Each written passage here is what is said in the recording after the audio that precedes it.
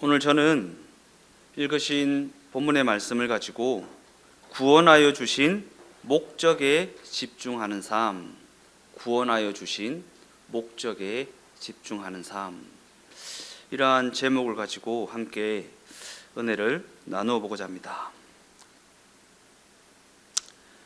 히브리서의 수신자들, 곧 기독교로 개종한 유대인들은 예수를 믿는다라고 하는 그 이유로 로마 제국으로부터 정치적으로나 사회적으로나 엄청난 핍박을 받고 있었습니다. 뿐만 아니라 동족 유대인들에게는 배신자 취급도 받아야 했던 너무나도 기구한 상황에 처해 있는 자들이 바로 히브리서의 수신자들, 곧 기독교로 개종한 유대인들이었습니다. 그들이 예수를 믿는다라고 하는 것은 유대교의 유일신 사상에서는 신성모독으로 간주되어지는 부분이었기 때문에 그들이 예수를 믿는다라는 그 이유로 말미암아 동족에게까지 핍박을 받아야 했던 너무나도 기구한 상황에 처해 있는 자들이 바로 히브리서의 수신자들이었다. 그러한 관점에서 히브리서는 그들이 처한 그 현실에 대해 이와 같은 질문으로 말을 걸고 있습니다.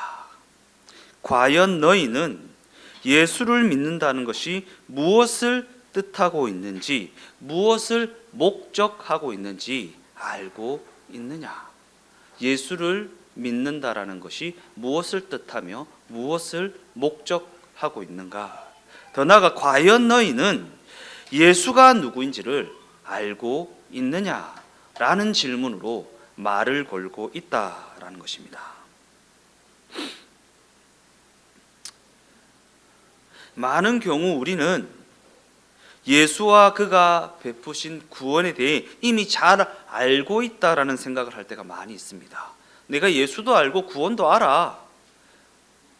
내가 기독교 신앙을 가진 지가 몇십 년인데 그걸 모르겠냐 라는 생각에 잡혀 있을 때가 많이 있습니다. 그러나 그럼에도 불구하고 우리는 이 히브리서를 살펴봄을 통해 예수와 그가 베푸신 구원에 대해 더욱 깊고 더욱 새로운 의미를 발견할 수 있다라는 것입니다. 로마서 3장 21절에서 26절까지의 말씀을 읽어보겠습니다. 이제는 율법 외에 하나님의 한 의가 나타났으니 율법과 선지자들에게 증거를 받은 것이라. 곧 예수 그리스도를 믿음으로 말미암아 모든 믿는 자에게 미치는 하나님의 의니 차별이 없느니라. 모든 사람이 죄를 범하였음에 하나님의 영광에 이르지 못하더니 그리스도 예수 안에 있는 속량으로 말미암아 하나님의 은혜로 값없이 의롭다 하심을 얻은 자 되었느니라. 이 예수를 하나님이 그의 피로써 믿음으로 말미암는 화목 제물로 세우셨으니 이는 하나님께서 길이 참으시는 중에 전에 지은 죄를 관과하심으로 자기의 의로우심을 나타내려 하심이니 곧 이때에 자기의 의로우심을 나타내사 자기도 의로우시며 또한 예수 믿는 자를 의롭다 하려 하심이라.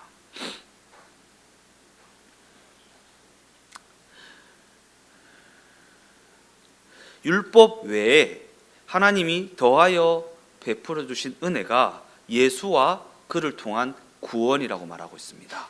율법 외에 하나님이 베풀어 주신 은혜, 곧 예수와 예수께서 베풀어 주신 구원. 율법이라는 것은 잘잘못에 대한 것입니다. 잘잘못에 대한 것. 잘하면 복을 주고 못하면 벌을 준다라는 내용을 담고 있는 것이 율법입니다. 그러나 예수의 복음은 거기에 한 걸음 더 나아갑니다. 왜냐하면 예수의 복음은 죄인을 은혜로 말미암아 구원하시는데 이는 잘못한 자들에게 벌을 주기는커녕 잘해야 받게 된다는 그 복보다 더욱 큰 복을 약속하고 있는 것이 바로 예수의 복음이기 때문입니다. 성경이 말하는 구원이라는 것이 이와 같은 은혜를 담고 있다라는 것입니다. 성경이 말하는 구원이라는 것이 이와 같은 은혜를 담고 있다. 즉 구원은 죄인들이 받아야 할 벌을 면제해 주는 수준에 그치는 것이 아니다라는 것입니다. 구원하면 우리는 죄사함 이런 걸 떠올리죠. 근데 성경이 말하고 있는 구원이라는 것은 죄인들이 받아야 할 벌을 면제해 주는 그 수준에 그치는 것이 아니다라는 것입니다. 그러한 관점을 가지고 읽었던 로마서 3장 23절에서 24절까지의 말씀을 다 같이 한번 읽어보겠습니다. 모든 사람이 죄를 범하였음에 하나님의 영광에 이르지 못하더니 그리스도 예수 안에 있는 속량으로 말미암아 하나님의 은혜로 값없이 의롭다 하심을 얻은 자 되었느니라. 이는 우리가 죄를 범함으로 말미암아 하나님의 영광에 이르지 못하였는데 우리에게 주어진 그 구원은 우리로 하여금 하나님의 영광에 이르게 한다라는 말씀입니다. 하나님의 영광에 이르게 한다. 이처럼 성경은 죄를 소극적인 관점이 아닌 매우 적극적인 관점으로 다루고 있다라는 거예요. 죄를 소극적으로 그냥 죄 사함이라는 소극적인 관점으로 다루고 있는 것이 아니라 매우 적극적인 관점을 가지고 다루고 있다.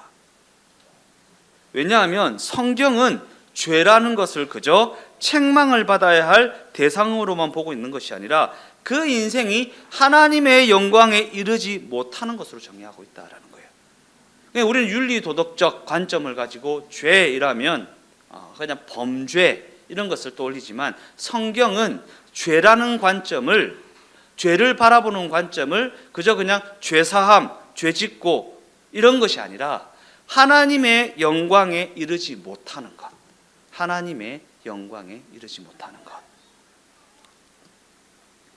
그러기에는 그저 잘못을 저지르지 않는 것으로는 우리가 신앙적 책임을 다했다라고 말할 수 없다는 것이 성경의 가르침이라는 것입니다. 잘못을 저지르지 않는 것으로는 우리의 신앙적 책임을 다했다고 말할 수 없다. 그죠? 그냥 우리가 처음 신앙을 가지게 됐을 때 막 죄에 벌벌벌 떠죠. 막 죄지면 어떡하지? 내가 이렇게 해가지고 구원받았는데 죄지면 안 되는데 막 이렇게 아주 소극적인, 그러나 성경은 매우 적극적인 관점을 가지고 있다. 그러니까 그저 죄짓지 않는 것으로는 우리 신자된 자들의 책임을 다했다라고 말할 수 없다라는 것입니다. 신자라는 존재는 죄가 가로막고 서 있는 것을 넘어서서 창조가 목적한 자리에까지 나아가야 하는 존재인데 우리가 그러지 못하고 있다라는 것입니다. 하나님께서 우리 인간을 창조하실 때 무엇을 목적하셨는가? 무엇을 목적하는? 구원이라는 것은요, 창조의 목적을 회복하는 것입니다. 그저 그냥 죄 지은 자를 의롭다고 그냥 죄 사함이라는 그러한 소극적인 관점에만 갇혀 있을 것이 아니라 구원이라는 것은 하나님이 처음 인간을 만드실 때 목적하신 그 목적이 회복되어지는 것입니다. 오늘 제목이 무엇입니까? 구원의 목적에 집중하는 삶. 왜 구원하셨는가? 왜 구원하셨는가? 넘어서서 왜 창조하셨는가? 무엇을 목적하여서 우리 인간을 창조하셨는가? 그 목적이 회복되어지는 삶.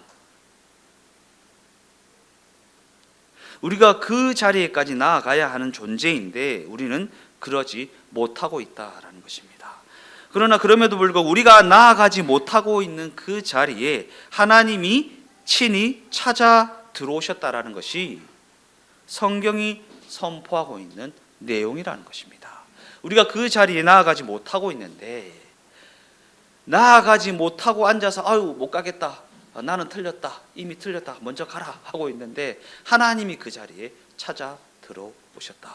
오늘 주 예수 내 마음에 들어와 계신 후 못 간다 하고 있는 자리에 하나님이 찾아 들어오셔서 함께 하시며 걸음을 맞추어 주시며 기다려 주시며 그 걸음을 동행하고 계시다. 하나님이 믿음이라는 방법으로 그 자리에 찾아 들어오셨다라고 말하고 있는, 믿음이라는 방법. 믿음 이러면 내가 믿는 것으로 떠올리죠. 내가 믿는 것? 아니요. 믿음은 나한테서 비롯되는 것이 아닙니다. 하나님이 믿어지게 하심으로 말미암아 찾아 들어오셨다. 완전히 방향이 달라요. 내가 예수를 믿는다가 아니에요. 사형리 보면 하살표를 하나님께로 쭉쭉쭉 올리지만 사람이 그 하살표를 가지고 하나님께 도달할 수 없다라는 게 사형리의 가르침 아닙니까? 내가 믿어서 가는 것이 아닙니다. 하나님이 믿어지게 하신 것입니다. 찾아 들어오신 것입니다. 지난주에 살펴보았던 것처럼 성육신. 믿음이라는 것은 우리가 가는 것이 아니라 하나님이 믿어지게 하신 것입니다. 믿음이라는 방법으로 그 자리에 찾아 들어오셨다라고 말하는 것이 바로 성경의 증언이다. 이처럼 성경은 우리가 떠올리게 되는 수준의 율법적인 방식, 인과응보의 방식이 아니라 하나님이 반전을 이루어내셨다고 하는 은혜라는 방식을 믿음이라 말하고 있다라는 것입니다. 우리는 인과응보라는 인과율에 의한 그 이해 이상을 넘어서지 못합니다. 내가 믿었으니까 구원받았지, 내가 이렇게 했으니까 이렇게 됐지 라는 것입니다. 즉 하나님이 예수를 보내시는 믿음이라는 방법을 통해, 믿어지게 하시는 그 방법을 통해 당신의 영광에 이르게 하셨다는 것이 구원과 은혜라는 것의 전체적인 맥락이라는 것입니다. 완전히 다른 이해입니다. 완전히 믿음이라는 것을 바라보는 관점이 완전히 다릅니다. 이는 잘잘못을 가리는 것이 아무런 의미가 없다는 이야기를 하고 있는 것이 아닙니다. 왜냐하면 예수가 그리스도로 믿어진 신자는 죄가 무엇인지 알게 된 자들이기 때문입니다.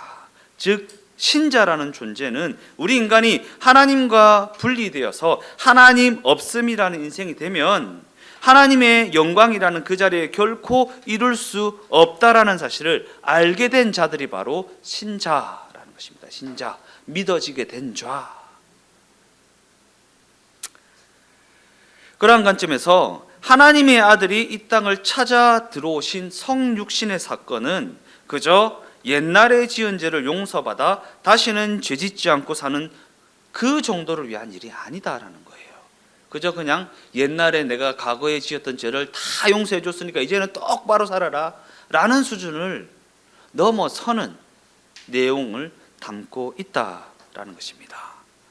왜냐하면 그 성육신의 사건, 곧 예수님께서 찾아 들어오신 그 사건은 우리를 창조하신 원래의 목적을 달성케 하심으로 말미암아 그의 영광을 완성하기 위한 일이기 때문입니다.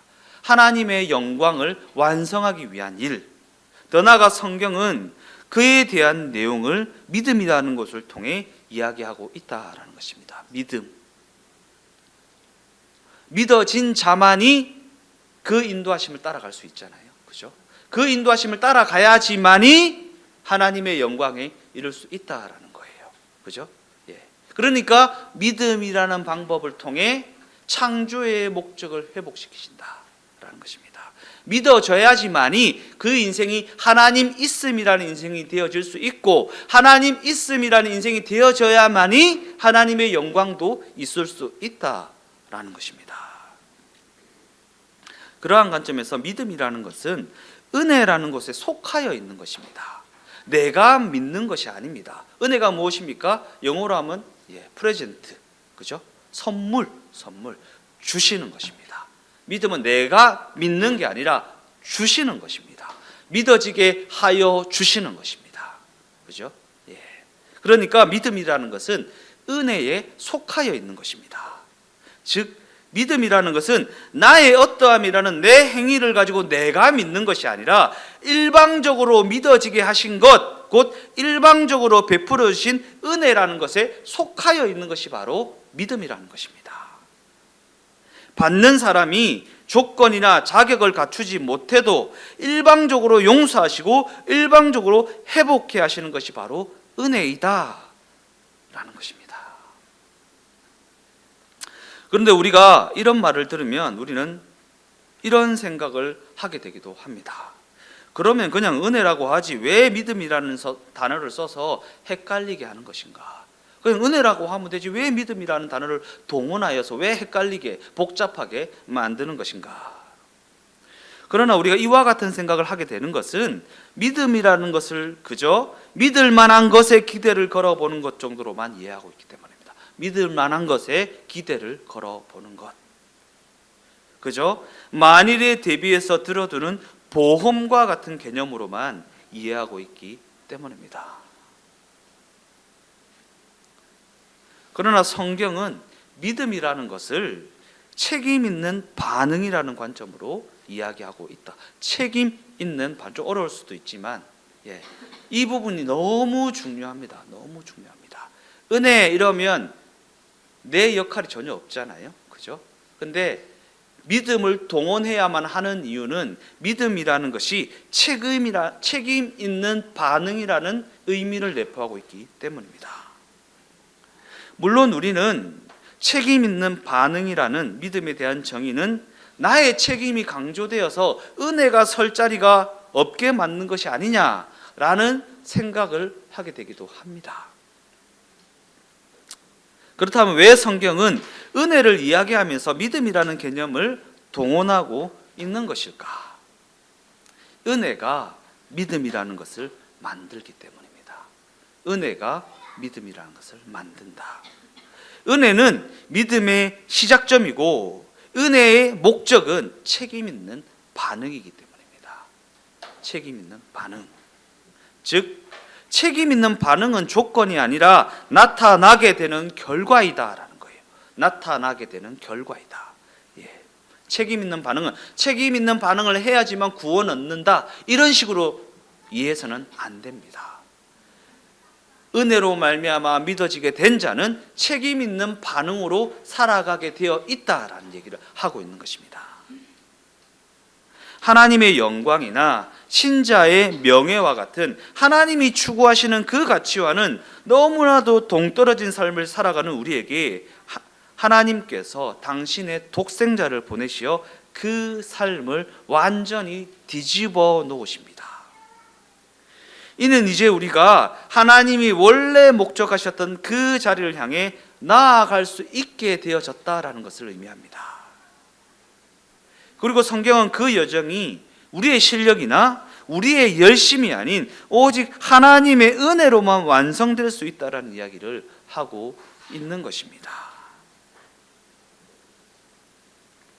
물론 우리는 그 신앙 현실에서 어떻게 하면 죄 짓지 않고 살 수 있는지, 또한 죄 안 지어서 받게 될 보상은 무엇인지, 그와 같은 보상에만 관심을 가지고 신앙을 그저 그 보상으로 주어지는 안심에 머무르는 소극적인 것으로 국한시켜 버립니다. 우리의 신앙이 그러하지 않습니까? 그냥 구원받았다. 이제 구원받았으니까 죄 안 짓고 살아야지. 죄 안 짓고 똑바로 살면 하나님께서 복 주시겠지. 평안이라는, 문제없음이라는 복 주시겠지라는 그러한 것으로 신앙을 그냥 결론 지어버립니다. 그러나 성경은 우리 신앙이 우리의 존재를 몰라보는 이 세상 속에서 하나님 없이 살아가는 자들이 얼마나 헛된 것을 추구하고 있는지를 확인하고, 하나님 아버지께서 아들을 통하여 부어주신 그 은혜를 통해 우리의 신앙이 훈련되어지고 세상의 도전에 맞서는 삶, 곧 그의 영광스러움에 참여하는 그러한 여정이 되어야 한다고 가르치고 있다라는 것입니다. 신앙을 가졌음에도 불구하고 여전히 헛된 것을 추구하고 있지 않습니까? 그러나 성경은 우리 신앙이 하나님 없이 살아가는 자들이 얼마나 헛된 것을 추구하고 있는지를 확인하게 해야 한다. 그 신앙이요. 근데 신앙을 가졌다고 했는데 여전히 세상 사람들과 같이, 하나님 없이 살아가는 자들과 같이 헛된 것을 추구하며 살아갈 때가 얼마나 많이 있습니까? 하나님 없으니까 추구할 수 있는 것들이요. 하나님을 알지 못하는 자들은 이러한 신자들의 삶을 도무지 이해할 수 없습니다. 왜냐하면 신자들에게 주어질 그 보상은 이 세상이 줄 수 없는 종류의 것이기 때문입니다. 신자들이 추구하고 있는 그 가치, 그 보상은 이 세상이 알지도 못하고 줄 수도 없는 그러한 종류의 것이기 때문입니다. 우리로 하여금 명예롭고 위대하고 영광스러운 그 길을 걷게 하는 그 보상은 예수를 통해 부어주신 은혜라고 하는 그들이 알지 못하는 보상이기 때문입니다.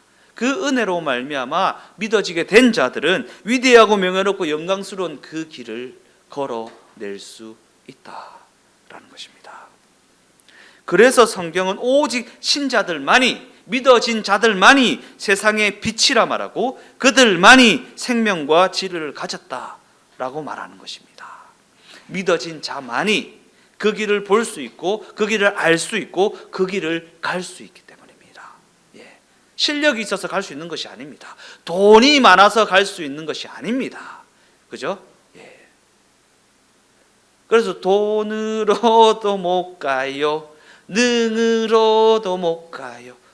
믿음으로 가는 나라, 믿음으로만 갈 수 있는 그 길, 신자들의 걸음, 신앙 여정이라고 성경은 가르치고 있다라는 것입니다.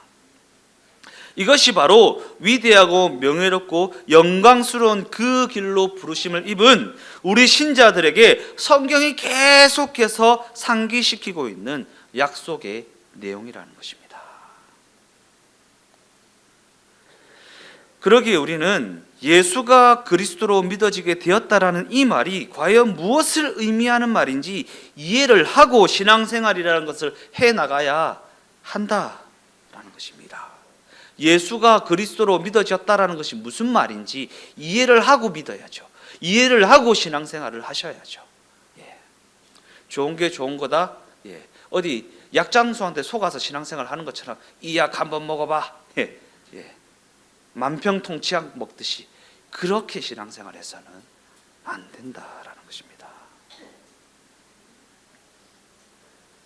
왜냐하면 하나님께서는 예수 그리스도를 보내심으로 말미암아 우리를 구원하시고 또한 우리를 그의 영광의 자리로 불러내심으로 말미암아 하나님의 하나님 되심을 우리의 인생과 우리의 존재와 우리의 그 모든 삶의 여정 가운데 친히 나타내고 계시기 때문입니다. 그러한 관점에서 신자들에게 부여된 모든 시간은 그 부르심에 순종하여 책임 있는 삶을 살아낼 실력을 쌓아가는 기회이고 또한 그 기회를 부여하는 은혜 베푸심이라는 것을 잊어서는 안 된다라는 것입니다. 그렇다면 하나님의 하나님 되심이라는 그 은혜는 우리에게 무엇을 만들어냅니까? 우리가 스스로의 힘으로는 결코 이뤄낼 수 없는 그 구원을 하나님이 당신의 아들을 보내시는 그 일을 통해 우리 각 사람에게 임하게 하십니다. 즉 아들이 오신 그 사건 자체가 구원의 선포라는 것입니다. 일방적인 선포요. 아들이 이 땅에 오신 것 자체가 구원의 선포이다. 이와 같은 관점에서 구원이라는 것이 하나님의 일방적인 선포라고 했습니다. 구원은 하나님의 일방적인 선포다. 우리의 어떠함과는 하등 관계가 없는 하나님의 일방적인 선포.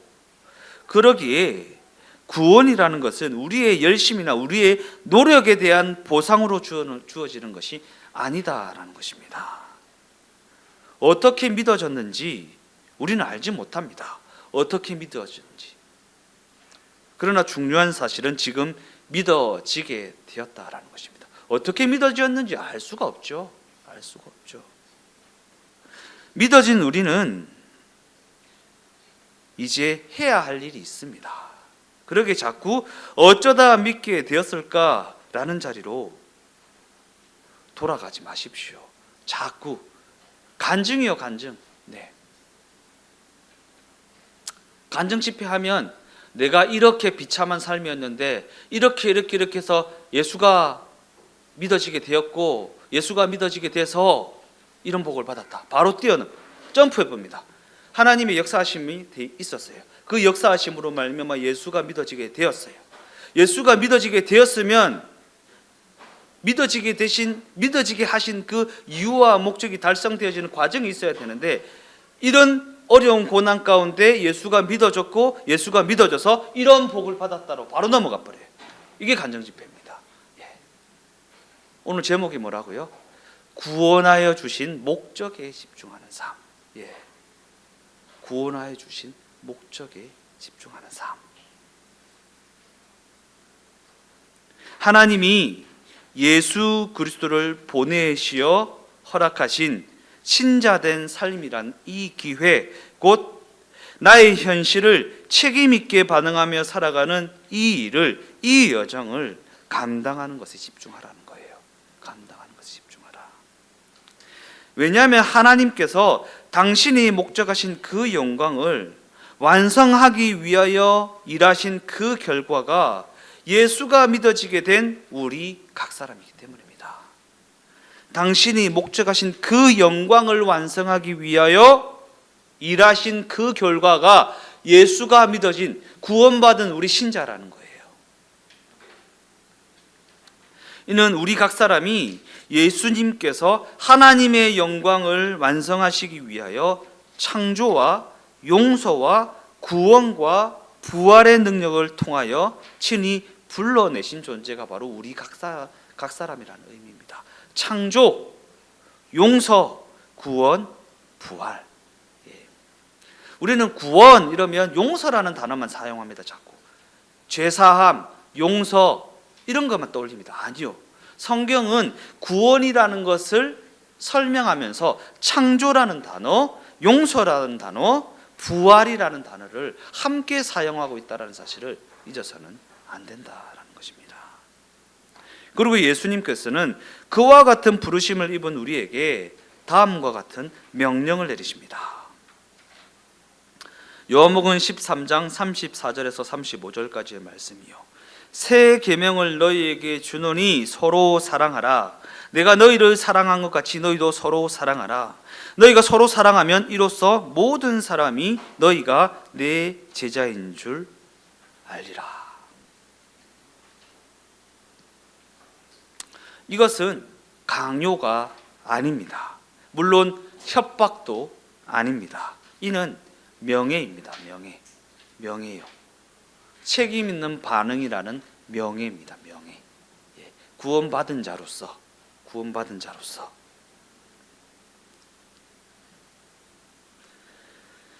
예수가 믿어지지 않고서는 성경이 말하는 이 사랑을 알 수도 없고 할 수도 없습니다. 그러니까 믿어진 자로서의 책임 있는 반응이 바로 이 사랑이라는 것입니다. 더 나아가 사랑이라는 것은 오직 하나님에게만 있는 속성이자 그의 자녀들에게만 부여되는 특권입니다. 사랑이라는 것은 하나님에게만 있는 속성, 그 하나님과 관계가 회복된 그의 자녀들에게만 부여되는 특권. 이처럼 하나님께서는 우리 신자들에게 이와 같은 사랑을 할 수 있는 권리를, 특권을 주셨다라는 거예요. 그러하다면 왜 이 세상에 속하여 있는 자들은 그와 같은 사랑을 할 수 없는 것일까? 그 여정 가운데 예수 없이는 그와 같은 사랑을 할 수 없기 때문입니다. 그저 그냥 용납하여 주고 그냥 덮어주고 보듬어 주고 안아주는 게 사랑입니까? 아니요.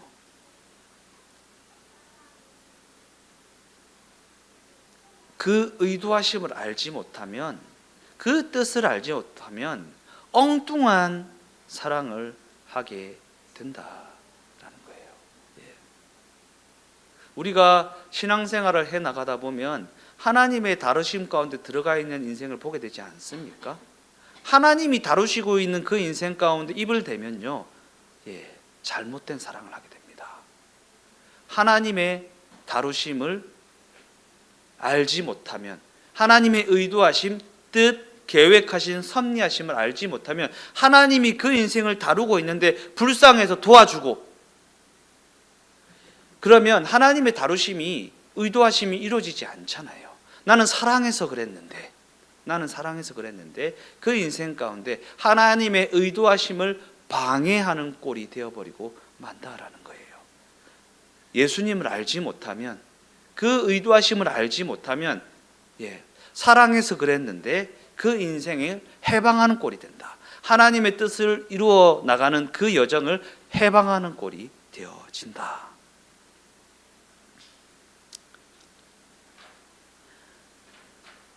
이는 과연 구원하여 주신 목적이 무엇이며 하나님의 뜻은 무엇인지 그 의도하심을 알지 못하면 그 현실을 신자답게 사랑하며 살아갈 수가 없다라는 의미입니다. 신자답게 사랑하며 살아갈 수가 없다.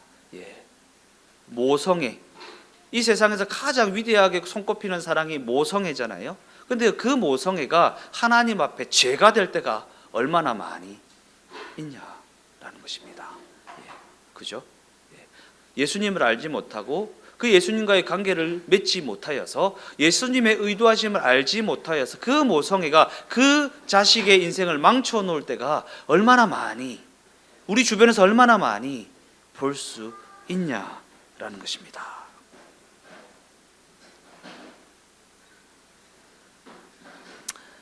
그러한 관점에서 세상 사람들이 저 사람은 법 없이도 살 사람이야, 저 사람은 예수 없이도 천국 갈 만한 사람이야 라는 말을 하는 경우가 많이 있습니다. 그죠?